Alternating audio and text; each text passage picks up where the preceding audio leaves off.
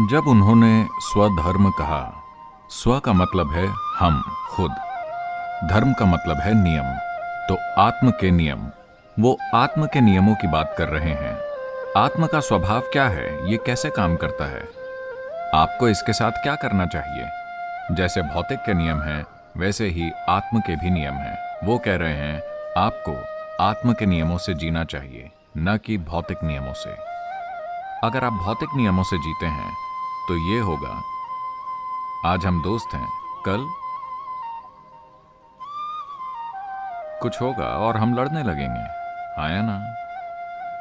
हाँ, आप वहां बैठे हैं, मैं यहां बैठा हूं, हम अच्छे हैं। अगर आप यहां बैठने की कोशिश करते हैं तो लड़ाई होगी, हाँ या ना? क्या ऐसा दुनिया के सबसे करीबी रिश्तों में भी नहीं हो रहा है? न केवल दो राष्ट्रों के बीच, समुदायों के बीच, समाजों के बीच, क्या ये पति पत्नी, पिता और बेटे, माँ और बच्चे के बीच नहीं हो रहा है? क्या ऐसा नहीं हो रहा है, हाँ या ना?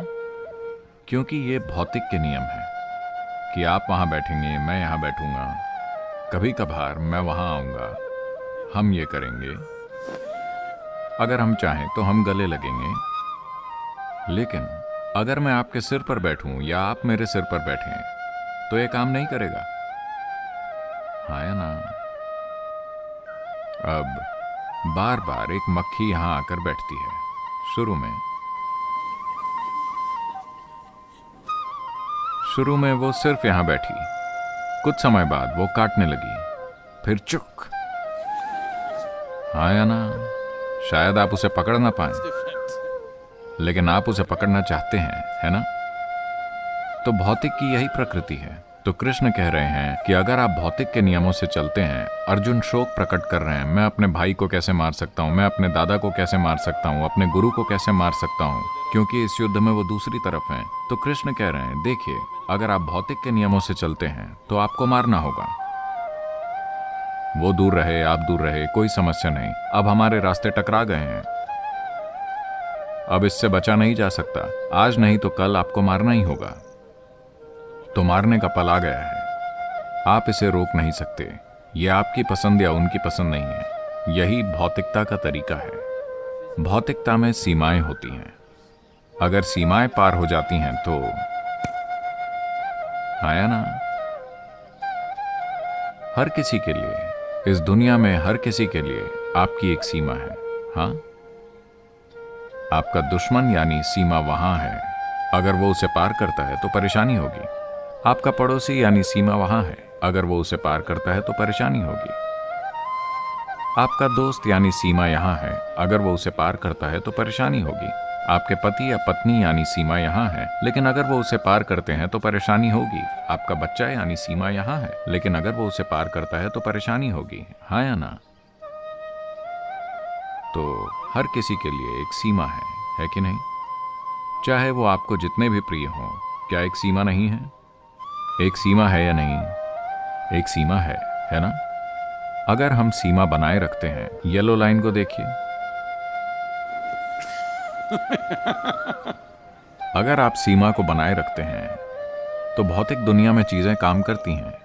अगर आप सीमा पार करते हैं, अगर सीमा का कोई भी उल्लंघन होता है तो हिंसा की शुरुआत हो चुकी है ना? हिंसा की ओर पहला कदम उठ गया है। शुरू में ये शब्दों में होगी, फिर थोड़ी धक्का मुक्की और फिर मारकाट। ये मत सोचिए कि नहीं नहीं मैं ऐसा नहीं करूंगा, आप भी ऐसा करेंगे, यही भौतिकता का तरीका है। तो कृष्ण कह रहे हैं कि अगर आप ये नहीं चाहते, अगर आप इस मारकाट के साथ संघर्ष कर रहे हैं, तो आप अपने स्वधर्म का पालन कीजिए, आत्म का मार्ग, जहां कोई सीमा नहीं होती।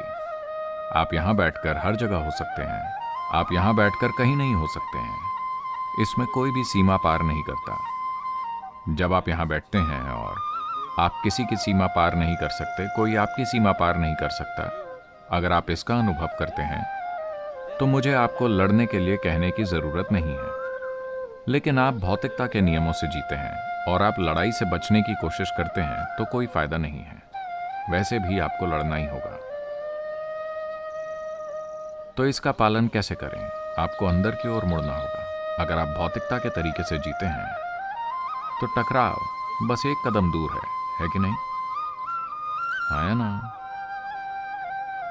किसी के साथ टकराना सिर्फ एक कदम दूर है, हमेशा। आपको इससे बचना होगा। आप हर समय बच रहे हैं, है ना? अगर आप नहीं बचते तो आप किसी न किसी के साथ यूं टकरा ही जाएंगे।